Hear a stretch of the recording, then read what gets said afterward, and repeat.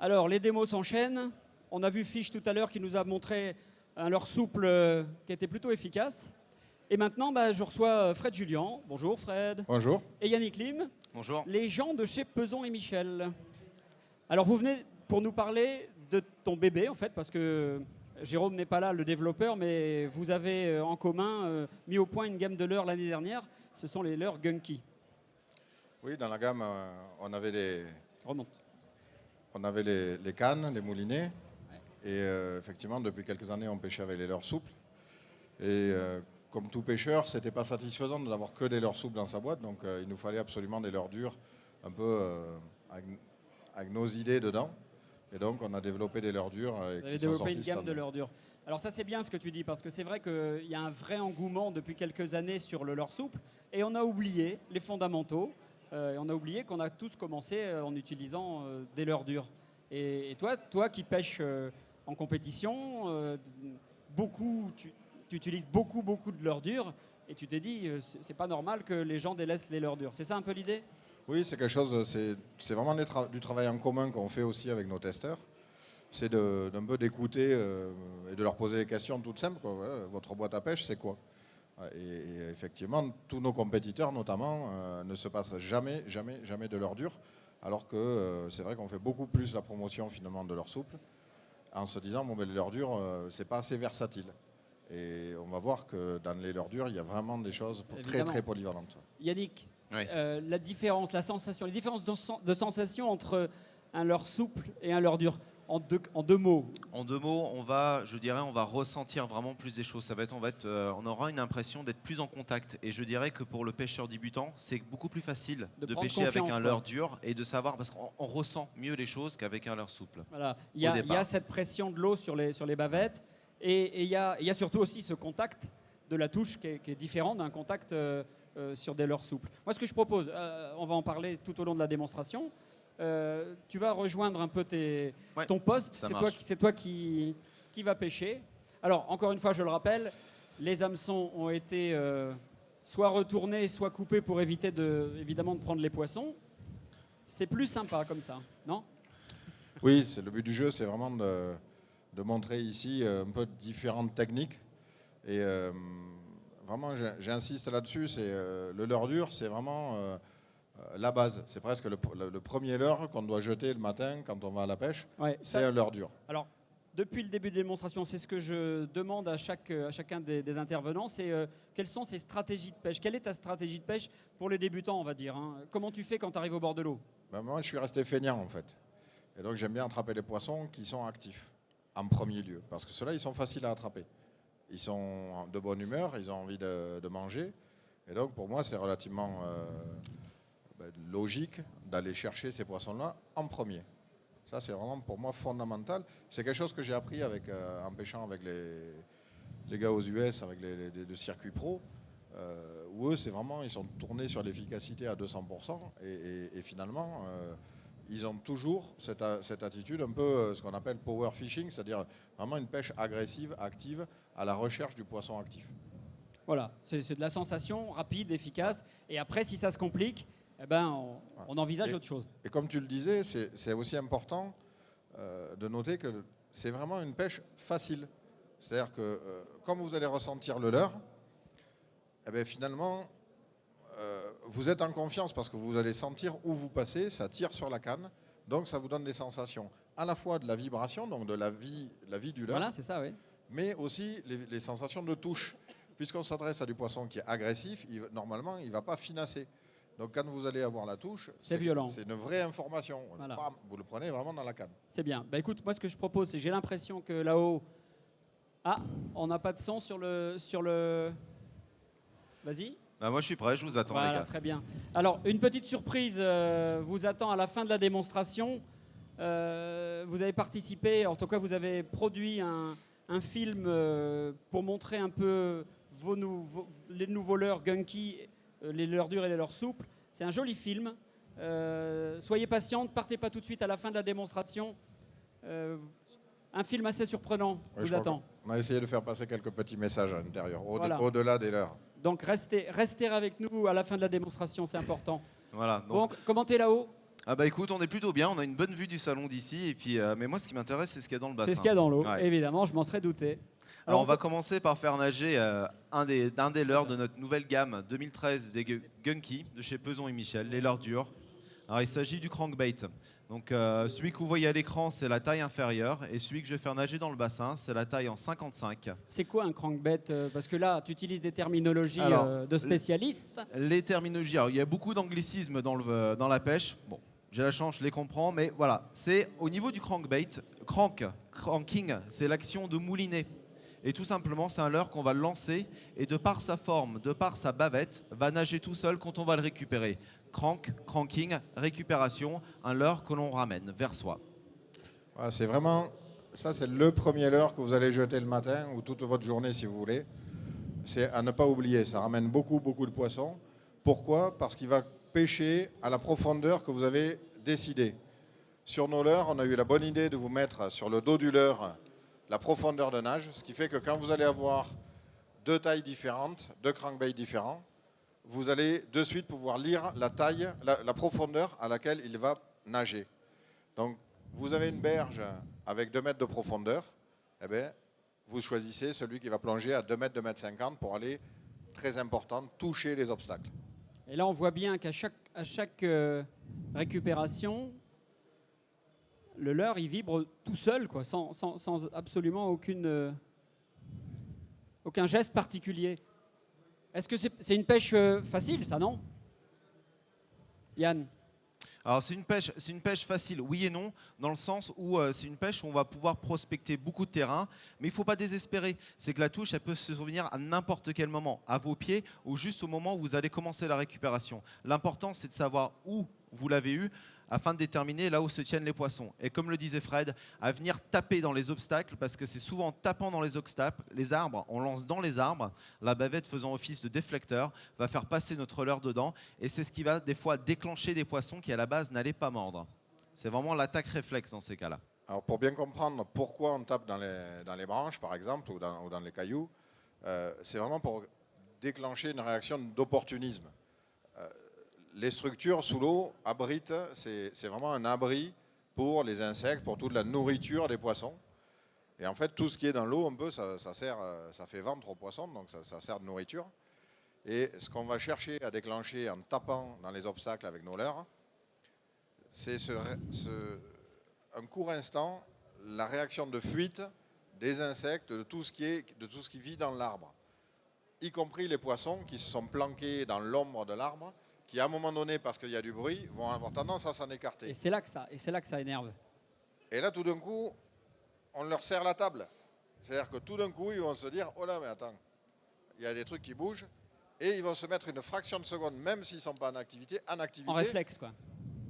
Parce qu'on vient de leur servir l'apéro. Voilà. Et ça, c'est très important de comprendre ce phénomène, et donc d'aller vraiment taper sur les obstacles. Et ce qui est rigolo, je t'interromps, c'est que quand tu arrives à faire ça, eh bien, l'agressivité du poisson, eh bien, elle augmente. C'est-à-dire que ça l'énerve de plus en plus, quoi. Et ça, c'est intéressant. Voilà. Et souvent, le premier des obstacles que vous avez à franchir, c'est vous.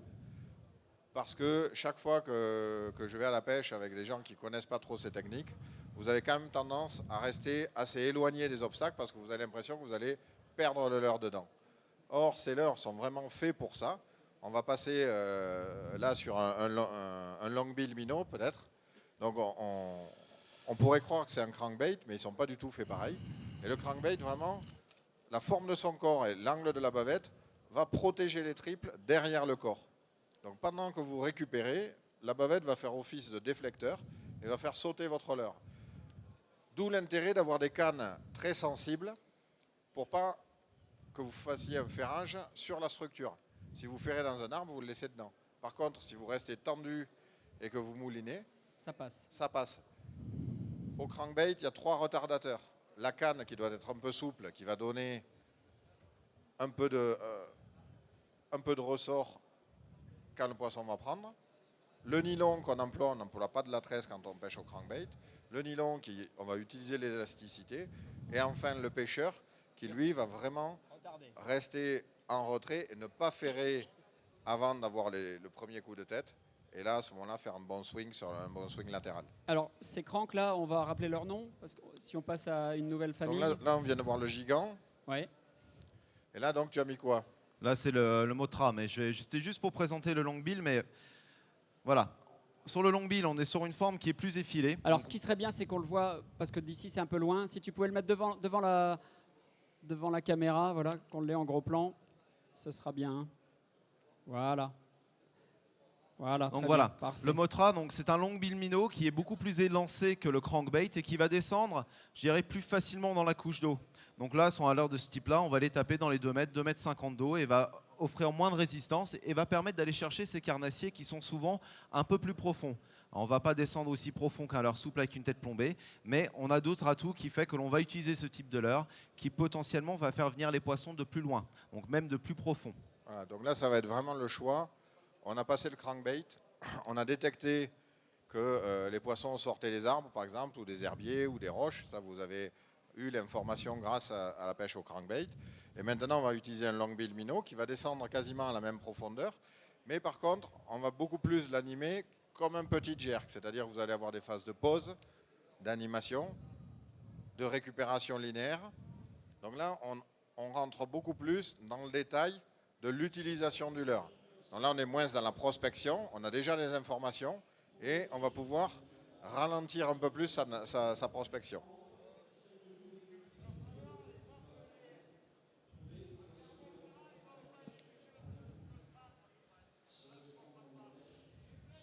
L'avantage de ce type de leurre, c'est que là, par exemple, bon, je les vois visuellement, mais je vais faire une pause devant les poissons. Et en détendant la bannière et en donnant un petit à-coup comme ça, il y a un tout petit courant et ça va faire en sorte que mon leurre va repartir. Il est flottant, il va remonter vers la surface, mais je vais pouvoir travailler sur une zone bien ciblée. Chose que je peux beaucoup moins faire avec un leurre souple en lancer-ramener. Là, je vais pouvoir vraiment exploiter une zone intéressante, les abords d'un cache, un rocher ou une zone où j'ai repéré du poisson. Je vais faire descendre à la hauteur voulue et ensuite des petites animations, des petits twitch, des petits mouvements secs du sion de la canne pour le faire revenir. On voit que tu arrives presque même à le faire nager dans l'autre sens. Oui, voilà, c'est en fait au moment où je vais relâcher mon leurre, il va repartir dans l'autre sens. C'est la forme du leurre plus des mouvements de billes à l'intérieur qui font qu'on a ce petit kickback, ce petit recul qui des fois quand vous avez un poisson qui est juste derrière votre leurre, qui le suit de près, peut être déclencheur d'attaque. On va le voir dans le film tout à l'heure. C'est pas facile de faire un leurre dur qui va bien, quoi. Vous avez passé du temps, vous avez élaboré. Oui, ça se chiffre en années en fait. Alors c'est vrai qu'on peut se dire que ça ressemble à d'autres leurres, mais à un moment donné, on veut vraiment quelque chose de particulier. Là, si on prend le Kaiju, qui est un lipless, donc un crankbait sans bavette, on va pouvoir pêcher dans toute la colonne d'eau. Mais par contre, alors là, c'est vrai qu'on est passé à l'Itoka. Donc ça, c'est un leurre plutôt qui va pêcher assez haut dans la colonne d'eau. C'est un petit swim bait. Donc là, c'est pareil, l'avantage de ces leurres articulés, vous n'avez rien à faire, vous lancez, vous ramenez. Pas forcément d'animation spécifique, vous allez le travailler au fur et à mesure que vous allez le découvrir. Mais déjà en linéaire, ça va rentrer du poisson et ça pêche tout seul. Alors ce leurre-là, en plus, on parlait tout à l'heure, Patrick, tu parlais de développement. Ce leurre-là, voilà, je dirais, c'est l'exemple type d'une réflexion, dans le sens où c'est un double leurre. Vous avez le leurre qui est comme ça. Non, montre-le. Ouais, mais c'est le problème. Ouais. Vous avez le leurre. Facile. Vous avez le leurre. Voilà. Je dirais entre guillemets au naturel comme ça. Et dessus, vous avez une petite bavette amovible que vous pouvez rajouter dessus.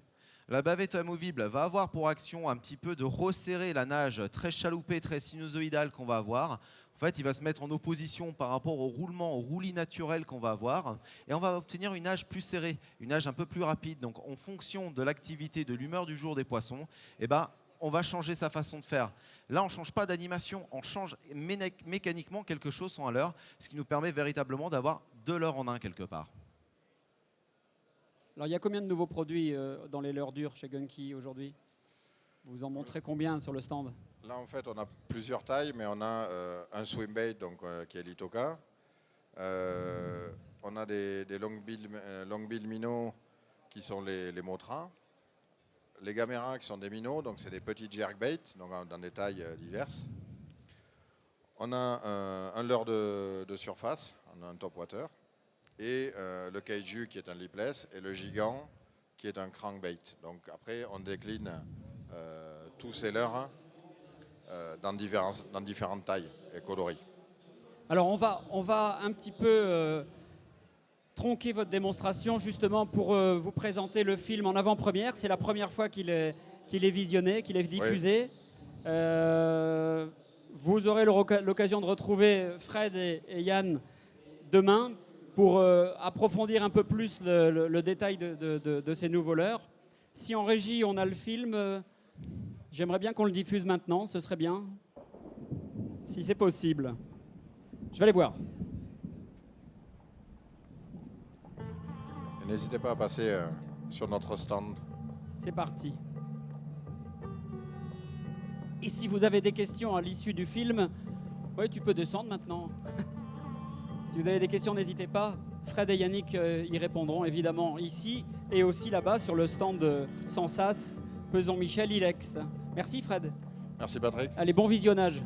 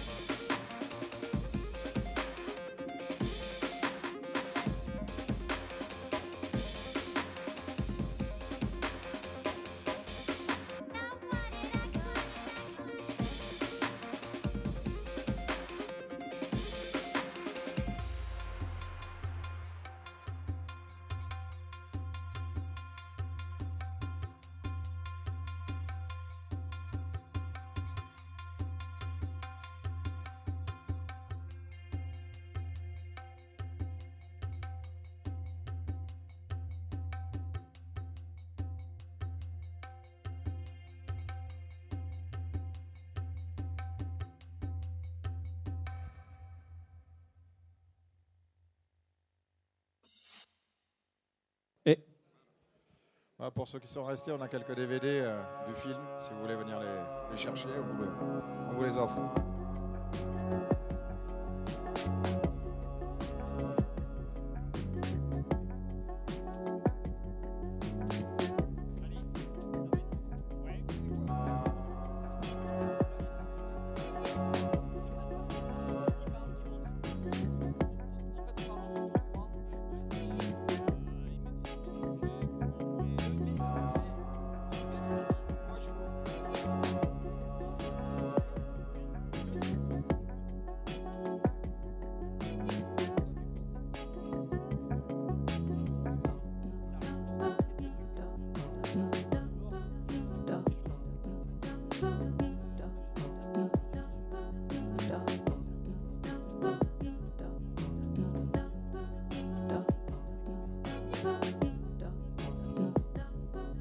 da